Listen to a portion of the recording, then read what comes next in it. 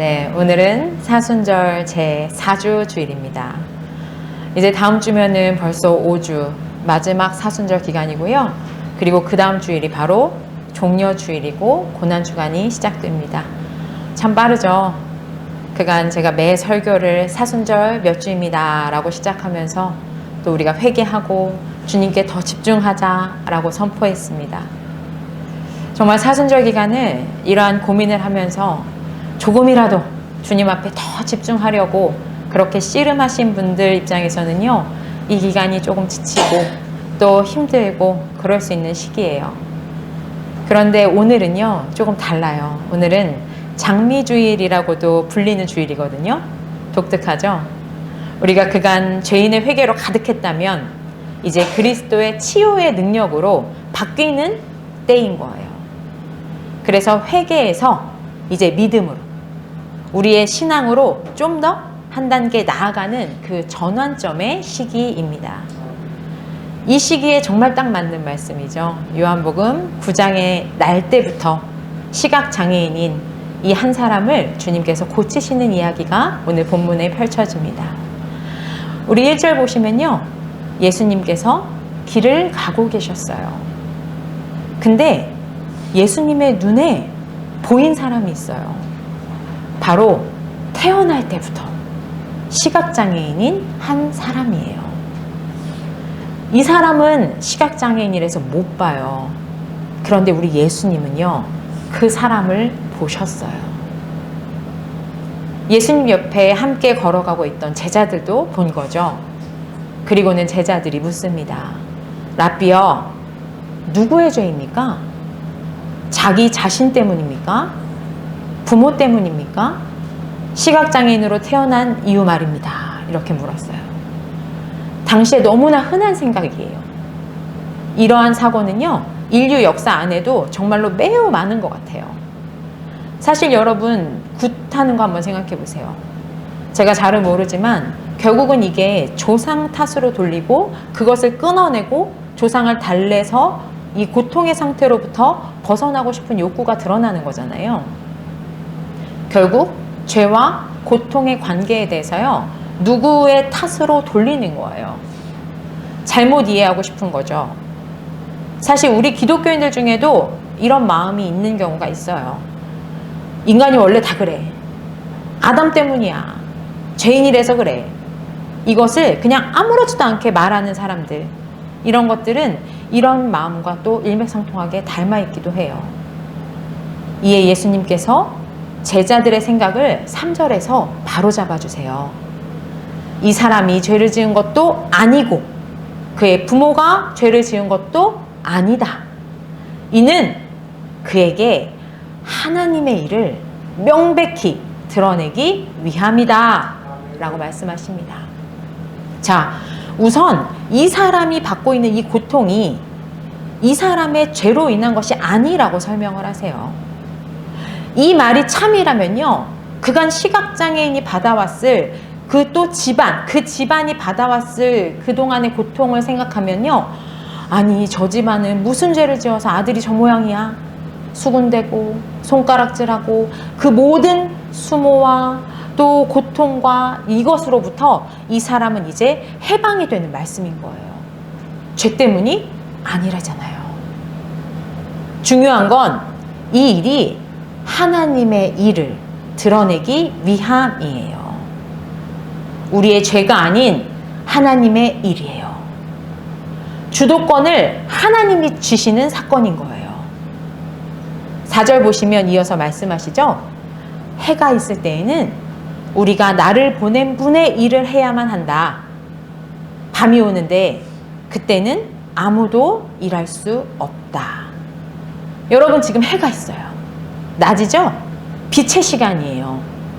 나를 보낸 분의 일을 해야만 한다고 말씀하세요.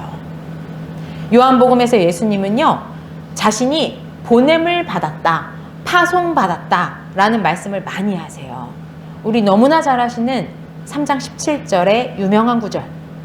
하나님께서 아들을 세상에 보내신 것 같이, 보내신 것은 세상을 심판하려는 것이 아니다. 아들을 통해서 세상을 구원하려 하심이다 말씀하시잖아요. 하나님께서 그 아들을 세상에 보내셨다, 파송하셨다, 여기 나오죠. 이런 것처럼 예수님은 보냄받은 분으로서 하나님의 일을 행하시고 그 일을 드러내시는 분이세요. 그래서 내가 예수님이 세상에 있는 동안에는 예수님 자신이 세상의 빛이다 라고 말씀하시는 거예요. 바로 앞장에 우리 8장에서 보면은요, 예수님께서 선포하세요. 나는 빛이다, 이렇게 말씀하시고요. 또 요한복음의 빛에 대한 거는 처음에 우리 1장부터 계속 중요하게 등장하죠. 예수님은 세상의 빛으로 등장하시고 어둠 속인 이 세상에 하나님이 생명을 비추는 방식이 바로 빛이에요.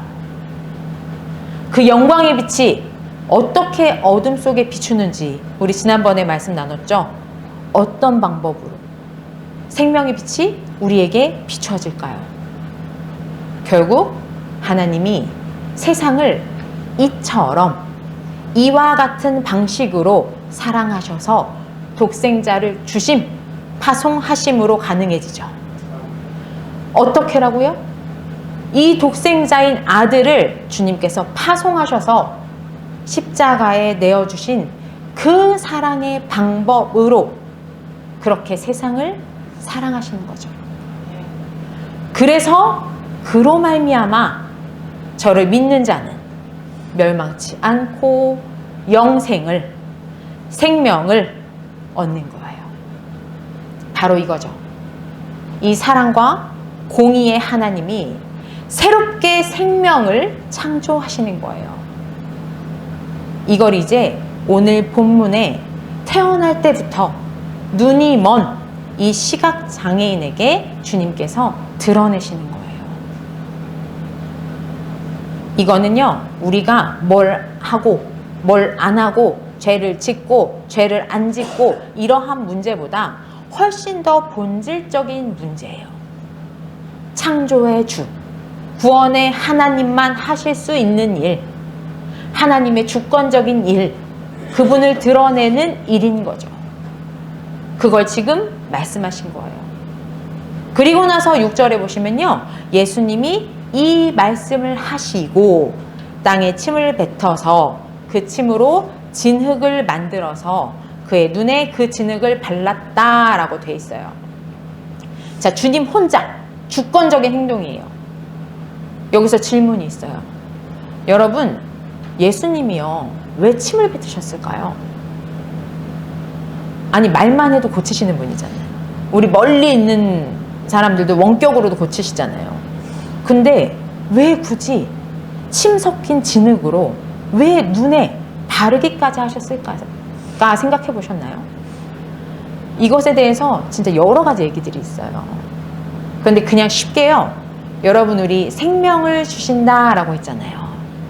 하나님만 하실 수 있는 일이라고 말씀하셨어요. 그리고 여기서 하나님께서 흙을 사용하십니다. 하나님이 흙으로 사람을 만드시는 장면이 떠오르겠죠. 바로 하나님의 일, 창조.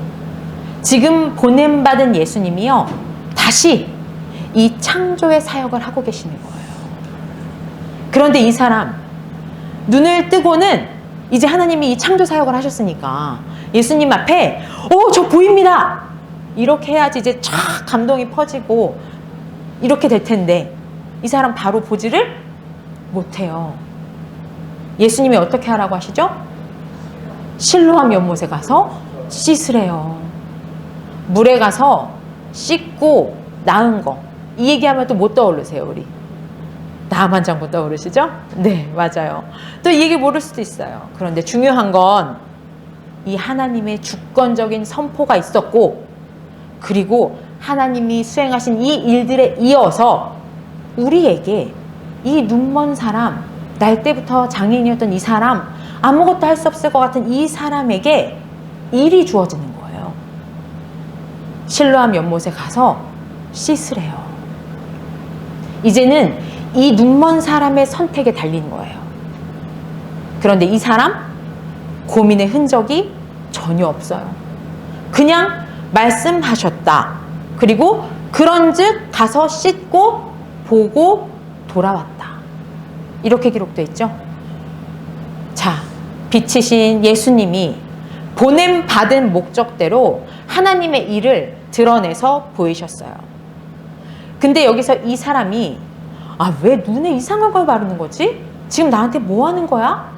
반감을 보이거나 실로암에 가지 않았으면요, 태어날 때부터 못 보던 사람이 보게 되는 이 새로운 창조의 이 하나님의 일이 온전히 이루어지지 않았을 거예요. 이 사람은 결국 하나님의 일에 동참할 수 있는 이 기회를 얻고 그 은혜를 입은 거예요. 새 창조의 역사가 이 순간 일어난 겁니다. 그리고 여기서 중요한 의미가 나오죠. 실로암이 여러분 무슨 뜻이라고 써있죠? 그쵸? 번역하면 보냄을 받음이다 라고 되어 있어요.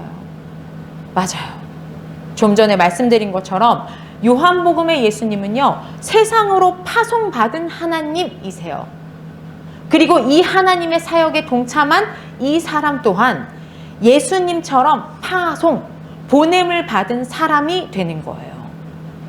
여기까지 이렇게 하고 예수님이요, 이제 잠시 퇴장하세요. 그리고 나서 이웃 사람들이 등장합니다. 그리고 그 사람들이 이 사람을 보면서 전에 구걸하던 사람이네 라고 하면서 등장하고 있어요. 아니, 이 사람 앞을 못 보고 앉아서 구걸하던 그 사람 아니야? 그 사람이야. 아닌 것 같은데? 막 이러면서 수근수근 대고 있어요. 이때 눈을 뜬 사람이 말합니다. 나다. 그 말에 사람들이 엄청 놀랐겠죠. 아니, 어떻게 눈이 열렸냐? 물었어요. 그러자 뭐라 답할까요? 우리 11절 합독하겠습니다.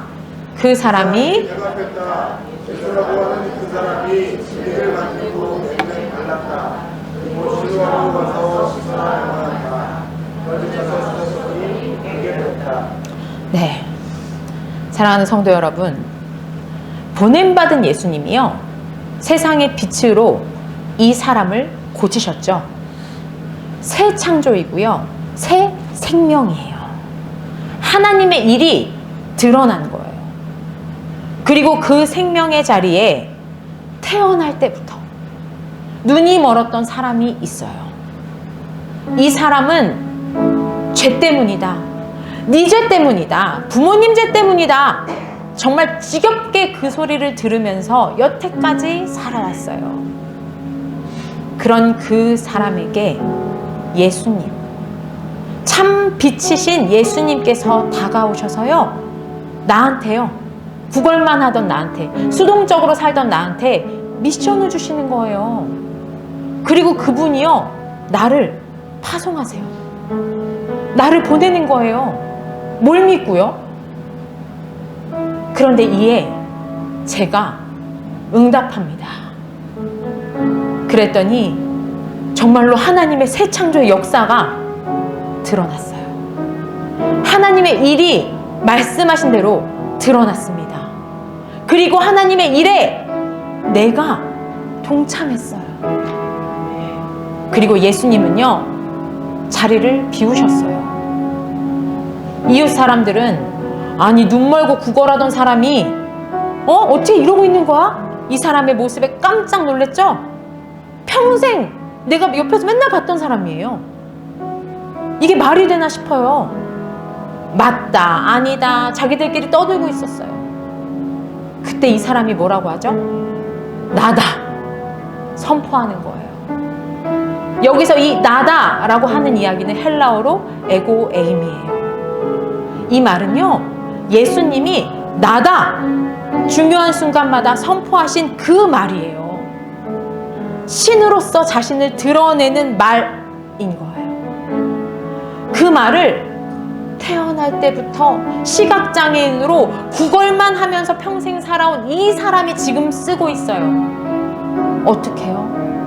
주님의 말씀에 응답하고 이 사람이 움직였기 때문이에요.